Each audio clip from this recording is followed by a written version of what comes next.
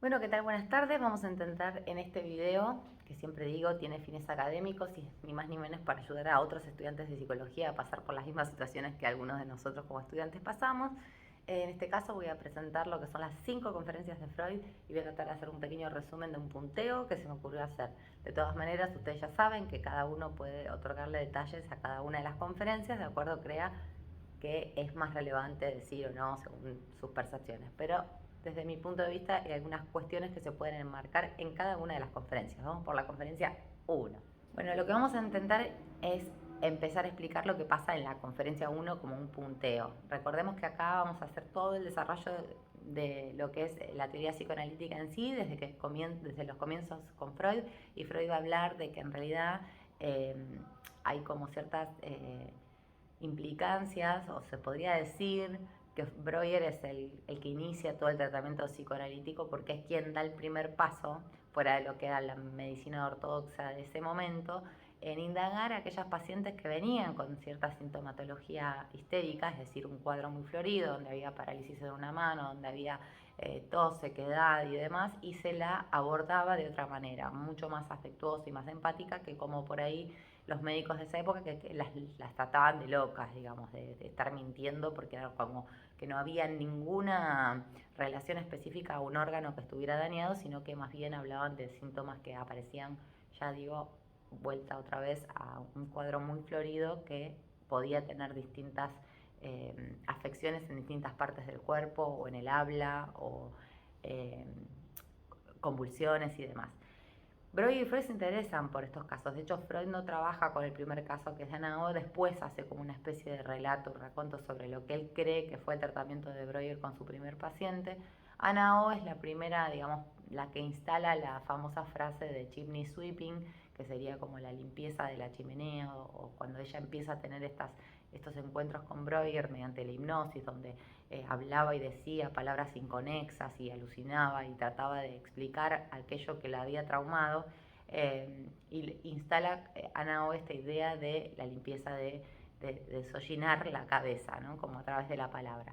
Freud y Freud en realidad creían que la sintomatología de las personas, estas que no se podían explicar en forma científica ni médica, eh, venía a raíz de una escisión de conciencia. Los dos coincidían en eso. La escisión de conciencia en este caso sería como el precursor de lo que más adelante va a ser el inconsciente, ¿no? Como este lugar en donde la persona sabe que le pasa algo, recuerda poco y cuando quiere recordar pareciera que los síntomas tuvieran remisión, es decir, que se revierten cuando lo habla, pero no estaban como muy de acuerdo en términos de la técnica que se iba a utilizar. Freud no comparte con Breuer en que en realidad la escisión de conciencia era realizada por este método hipnótico que Breuer empieza a realizar, porque decía que era medio tautológico explicar un síntoma con otros síntomas, es decir, se escindía la conciencia porque usaba la hipnosis, a Freud no le cerraba. Freud decía, no, acá hay algo más, acá está operando otra cosa, más adelante lo va a decir y ustedes ya pueden tener idea de qué es, que hace que en realidad la conciencia esté escindida. Por un lado, la persona es una persona normal, apta. De hecho, hay una especie de pelea con Janet, que es como un médico más ortodoxo, que dice, no chicos, estas chicas están mintiendo porque no tienen nada, porque en realidad son mentirosas porque no existe algo del orden orgánico que... Entonces para él era totalmente hereditario, es decir, las chicas eran como idiotas que tenían ciertas taras mentales, y Freud a esto le contrarresta a Janet diciéndole, no, ¿sabe qué? No son tontas, porque de hecho hablan varias lenguas, algunas intercambian la lengua en esas alucinaciones del alemán por el inglés, con lo cual no son personas que no estén dotadas ni tengan capacidades, así que no se quedan con lo que dice Janet. Eh, pero por otro lado, Freud va a decir que la hipnosis en realidad es una traba. Es una traba porque es un método totalmente superficial en donde la persona en realidad era sustraída o era más bien metida en una sugestión, y que de esa manera no se encontraba realmente de lo que él quería encontrar, que era esta beta inconsciente de poder decir aquello traumático que la persona le había lastimado y que tenía que tratar de poner en palabras. Y Freud empieza a hablar de un estado, en realidad de algo que opera, que es la defensa. La defensa opera en las palabras de las personas, cosa que si nosotros ponemos el método hipnótico como parte de una técnica, no nos permite ver dónde opera la defensa. ¿Y dónde opera la defensa? Freud se da cuenta que a través de las charlas con otras pacientes, en donde están los silencios, donde están las pausas, los lapsus, los actos fallidos, un chiste. Estaban esas especies de defensas que hacían que no pudiera salir a la luz aquello que él necesitaba. Entonces se da cuenta que en realidad el método hipnótico lo va a tener que abandonar. Por un tiempo utiliza ya esto más en la conferencia 2, vamos a hablar de la conferencia 2, donde se habla de Janet, la herencia, esto que les decía, de que para él era hereditario y para los otros no. Freud abandona la hipnosis en conferencia 2 y dice que no todos los pacientes son susceptibles de ser hipnotizados y que va a seguir por la vía del tratamiento catártico, que es lo que él cree que realmente funciona para lo que es supuestamente su método psicoanalítico. Freud en realidad empieza a darse cuenta, en realidad corrobora que los recuerdos no están perdidos, que están en alguna parte pero que no sabemos cómo tener acceso a esos. Y en realidad él llama, y ahora sí, represión, a ese esfuerzo por desalojar el recuerdo. Es decir, todas las personas tenemos la necesidad, según Freud, de querer sacar lo que es doloroso. Entonces, de esa manera, cuando uno trata de referirse al recuerdo para ver dónde apareció la sintomatología o desde cuándo hay síntomas, empieza a dar jeribeques, vueltas y demás para no decir exactamente qué fue lo que pasó. Pero se empieza a dar cuenta que ahí está funcionando la defensa, la represión.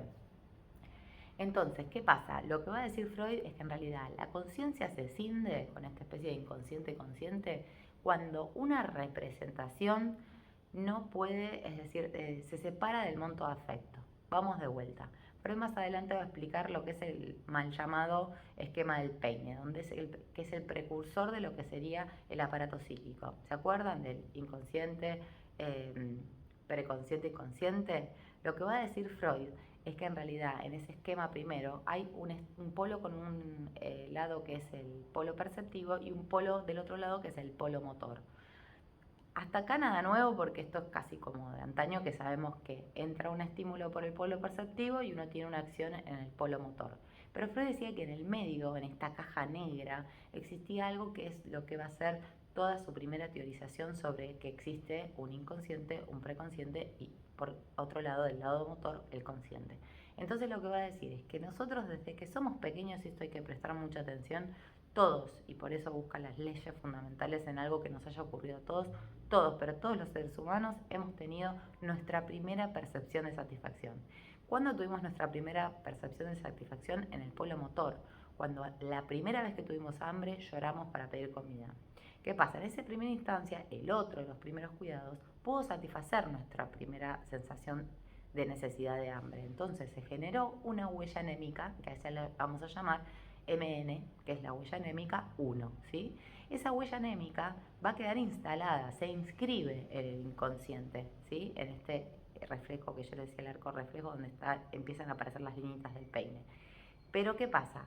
Cuando el bebé quiere volver a tener esa experiencia de satisfacción, va a tratar de recrear, es decir, va a volver a llorar, va a generar una respuesta motora, que es el llanto, para poder acceder a la primera huella de satisfacción.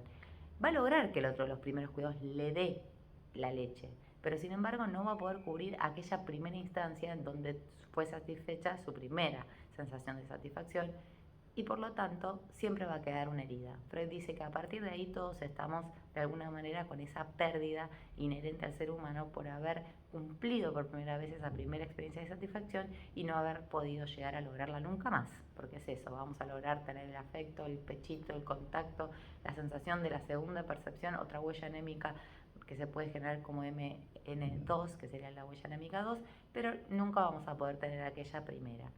El niño alucina, es decir, sueña, por decirlo de una manera, con el pecho de la madre, pero tampoco así lo logra. Y también lo que intenta es, como decíamos, con el llanto, que es la vía progrediente, de tener lo que desea. Pero sin embargo tampoco logra satisfacer. Es decir, va por la vía regrediente, la alucinatoria, y la vía progrediente, la motora, pero sin embargo nunca logra quedar satisfecha. Esa primera percepción de satisfacción es única y la perdemos. Entonces Freud va a comparar en este esquema de peine y en esta primera instancia en donde empieza a aparecer cómo uno genera ciertas situaciones que hacen que sean parte de un inconsciente, donde hay un estímulo que me provoca a mí una huella anémica, esa huella anémica va a tener una representación para mí. Y lo que Freud va a decir es que cada huella anémica va a tener distintas representaciones que se van a hilar, a unir entre sí, de alguna manera que no es esperable quizás para nosotros. Algunas van a ser por oposición, otras van a ser por asociación, otras van a ser por continuidad, pero en realidad lo que Freud dice es que es un gran entramado que se genera de representaciones y asociaciones que se generan en el inconsciente. Entonces, por ejemplo, si el estímulo es una taza de chocolate caliente, yo la voy a tomar, pero me va a generar una huella anémica. Cuando chica va a ser el contacto con mi abuela, la casa, sus olores, el olor al chocolate, el color negro del chocolate. Y cuando grande, quizás cuando yo quiera tomar una taza de chocolate, no va a hacer falta que yo haga todo ese rebusque. Solamente mi psiquismo va a reflexionar que había un olor que me generaba esa sensación de estar con mi abuela, ese olor a chocolate. Entonces es como que el psiquismo asocia y anuda todas las representaciones que tenemos. Lo que Freud va a decir es que cuando una representación se separa del monto de afecto, es ahí cuando se escinde la conciencia. Y lo que Freud va a decir también es que esta representación que se separa del monto de afecto se va a unir a otra representación que quizás sea un poco más aceptable para la conciencia y entonces puede acceder. ¿Cómo accede? Por ejemplo, una representación que es intolerable para el yo hace que se separe el monto de afecto de la representación y va a otra representación que por ahí es corporal. Entonces puedo generar un síntoma que represente lo más alejado, digamos, ideado como para que yo no me dé cuenta que tiene que ver con eso, pero voy a generar un síntoma que está ligado a una representación que sí fue como más aceptable para la moral de la época, para mi yo y para todo lo que tenga que ver con esas cosas que no puedo soportar. Entonces lo que Freud va a decir es eso, es que va a haber representaciones de índole generalmente sexual, decía en esa época en 1905, lo relacionado a todo a las pulsiones sexuales, que estaba definida por no poder salir a la luz y unirse a una, o ligarse con un falso enlace a una representación que puede ser sintomatológica en el cuerpo o, por ejemplo, psíquica en el pensamiento obsesivo. Y acá la cuenta puedo dar un ejemplo de un hombre que tenía una representación que no podía soportar su psiquismo, era un hombre viajante que en realidad no podía parar de lavar billetes. Y no podía parar, claro, el tipo trabajaba todo el tiempo con billetes, pero esa compulsión a lavar billetes le obstaculizaba su diario, entonces él quería cortar con esa obsesión.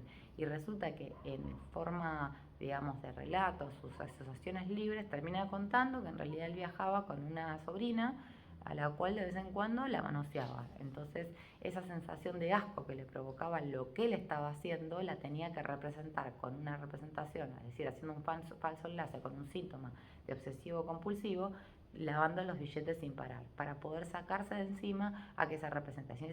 El síntoma viene a sustituir esa representación intolerable para el yo, para la moral de la época.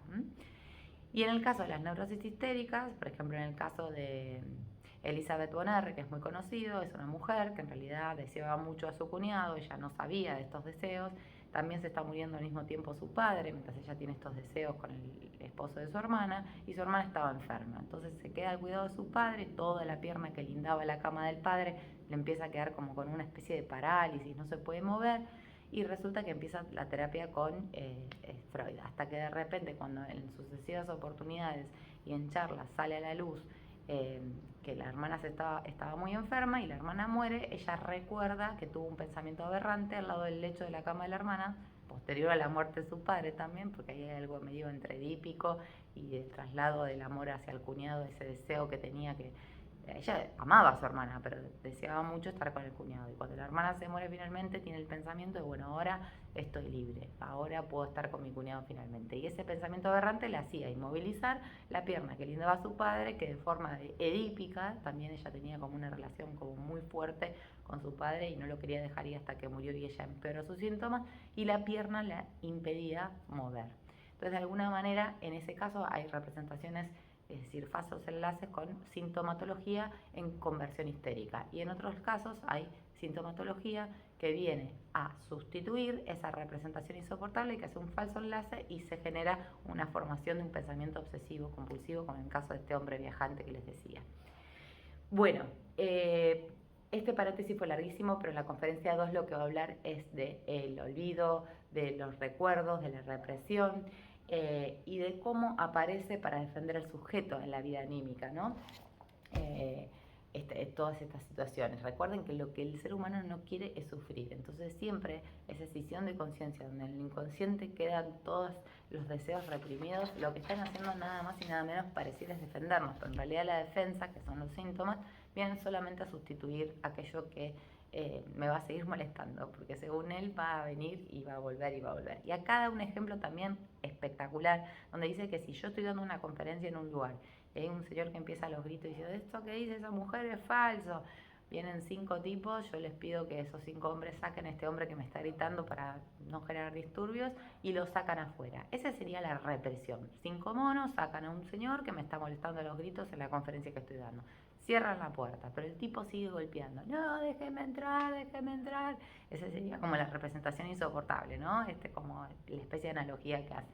Entonces ponen una silla. Esa silla vendría a ser la resistencia, ¿no? Pongo una resistencia. Pero el tipo va a seguir empujando y la puerta va a querer seguir abriendo. Y aunque lo saquen afuera, eso va a seguir dando vueltas y va a retornar. Es decir, retorna lo reprimido por algún lado. O hace síntomas, según Freud, que siempre está relacionado con alguna pulsión de interés sexual, en el caso de las conversiones histéricas corporales, o en el caso de los pensamientos obsesivos, en un pensamiento como el de lavarse las manos sostenidamente o el de no poder parar y rumiar sobre un mismo pensamiento. Conferencia 3, y si son un poco largo, pero van a ver que va cerrando. Freud comienza a darse cuenta que los pacientes no decían lo primero que se les ocurría cuando él preguntaba. Entonces dice, entonces acá hay un problema. Yo quiero que en realidad esto no pase, porque le pregunta a una de ellas por qué no le decía lo primero que se le había venido a la cabeza y ella dijo, y porque yo no pensé si era importante, si lo que iba a decir vos lo ibas a querer escuchar. Entonces dice, hace lo de los 2 dedos de la presión de la cabeza, pero después se da cuenta que eso es como recontra agotador para el terapeuta y para la paciente y abandona el método de los dedos en la cabeza y dice, no, acá vamos a dejar a la persona hablarla de lo que se le ocurra, de lo primero que se le venga a la mente, sin tanta pregunta, digamos, asociando libremente. Y entonces también va a ser, ¿y esto para qué es? Para evitar la represión, para que aparezcan en forma más fluida, en esa asociación libre de ideas o palabras, los lugares en donde tiene fallidos, olvidos, donde hace un chiste.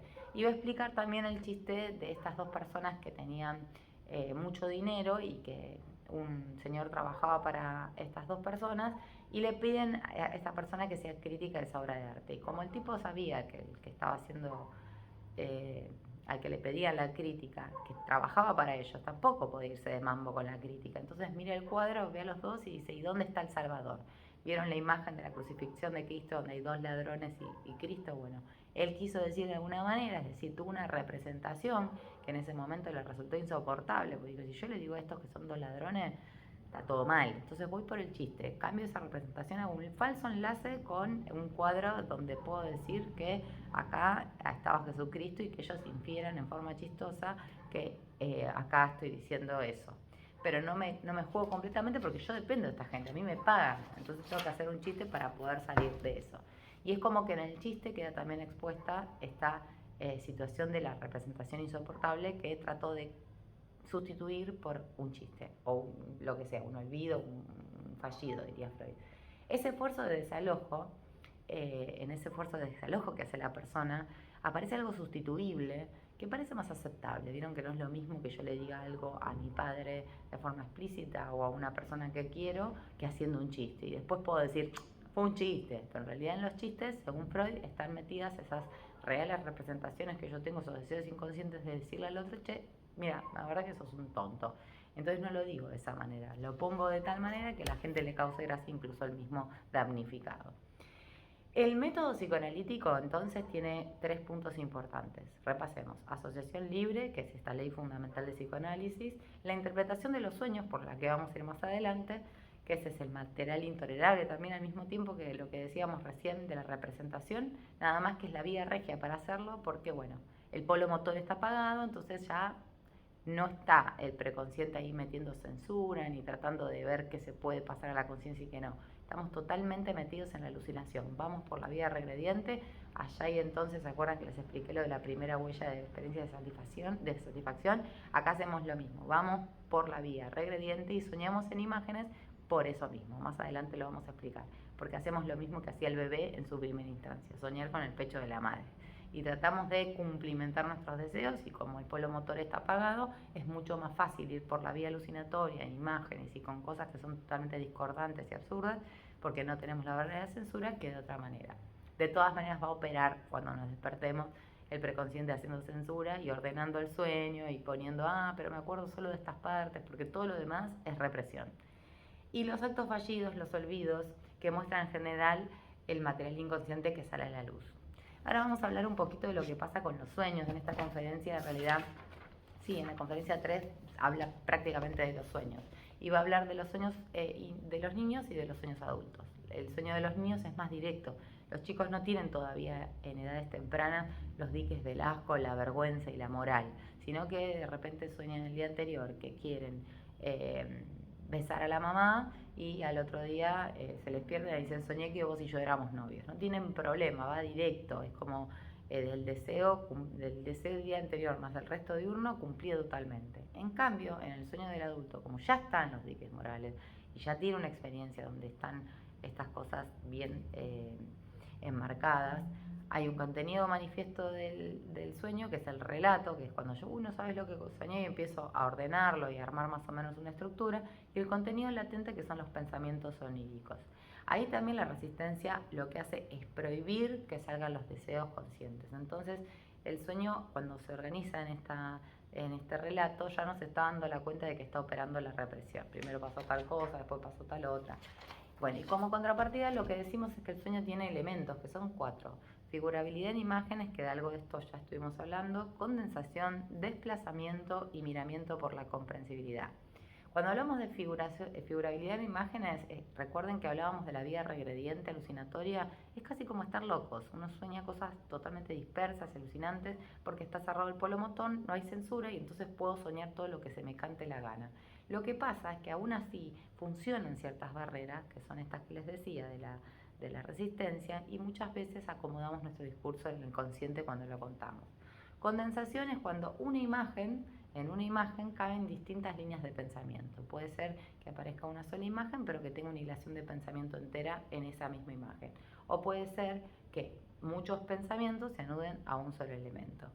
El desplazamiento, que es correr el acento psíquico, es decir, una representación que está cargada de afecto, que es muy insoportable, a una anemia. Entonces por ahí puede aparecer un objeto como una esponja o como un tender o lo que fuera, y no sabemos cómo puede ser que esté soñando con ese objeto y ni entendemos cómo llegó ahí. Bueno, a esos objetos que son nimios y que no representan nada para el soñante es donde el terapeuta va a hacer quizás un poco más de hincapié para interpretarlo. Y el cuarto, que es el miramiento por la comprensibilidad, que son esas imágenes yuxtapuestas que aparecen todo el tiempo que les decía en el sueño, pero que uno trata como de ordenarlas. Entonces Freud va a decir que eso no es real, porque no es que primero pasó esto, después pasó esto. Eso es lo que hace la represión. Y la resistencia opera, la censura onírica opera haciéndonos querer ordenar el sueño. En la conferencia 4, ahora ya se me termina el tiempo, introduce la idea de la sexualidad infantil, que esto es muy importante, y lo que va a decir en realidad es que se da cuenta de que hay traumas y hay sexualidad infantil porque las mujeres histéricas con las que empieza a trabajar tenían recuerdos traumáticos de la pubertad y de la infancia. Y ahí es donde él empieza a sacar las teorías de que había sexualidad en la infancia, y acá explota todo, porque todo el mundo dice, ¿cómo sexualidad en la infancia? Sí, sexualidad en la infancia. Habla de los pares de opuestos, del sadismo, del masoquismo, y dice que en realidad la primera satisfacción, recuerden, estaba apuntalada en la experiencia de nutrición, y la segunda satisfacción es la que te da el plus del placer. Esa en donde ya llamo por el hambre, pero me da un plus de placer, el contacto con mamá, la mantita y demás. Va a hablar de que el objeto para el niño es sustituible, es contingente y es intercambiable.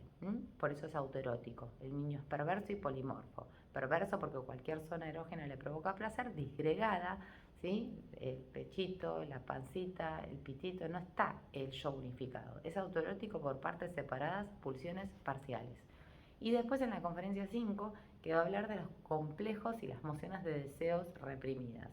Va a hablar también en esta conferencia 5 de los complejos patógenos, como decía, y emociones de deseo reprimidas. Los reprimidos, que son los componentes, las pulsiones eróticas que tiene el bebé, como dijimos, era autoerótico, y lo usa como un medio y no como un fin. Recuerden que después, para Freud, en 1905, la meta de la pulsión sexual, cuando uno ya tiene sus gónadas y demás, todo ya listo para poder, entre comillas, dar el paso de tener relaciones o demás, es la procreación. En ese momento la meta sexual era la procreación. Bueno, hasta aquí las 5 conferencias o un resumen de ellas.